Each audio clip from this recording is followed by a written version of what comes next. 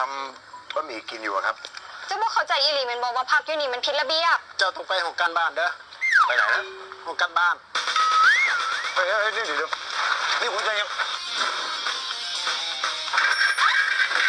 ไปขึ้นมาไปโดนใช้ไม่ได้สิขึ้นมาไปเมียนกลางได้เหรอพาสปอร์ตฉันก็ไม่มีมันก็มีอยู่นิดหน่อยผมรู้จักโฮมสเตย์ไม่ต้องการพาสปอร์ตไปไหมเปิดแล้วไ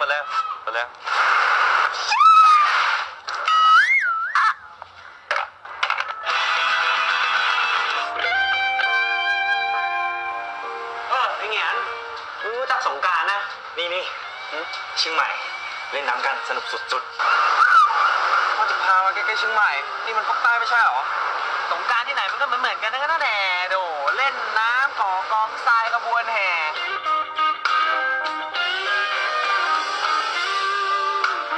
ผักตบชวาอย่างกูจะต้องไหลไปตามสายน้ำเรื่อยๆพอเจอขุมน้ำที่เย็นชื่นเราก็จะขยายพันธุ์เราเป็นกระเทยอ่ะนอกจากแม่ผมเนี่ยก็มีคุณนี่แหละที่กลัวว่าผมจะเป็นอันตรายคือซีแมนทาทางคือเจ้าหนะคือสิ่งนี้ผู้หญิงหลายคนนอนอยากให้เจ้าเจ็บตัว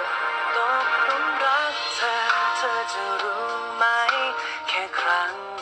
แรกที่เจอเพียงได้มองตาใจก็สั่นไหวมันชาไปทั้งตัว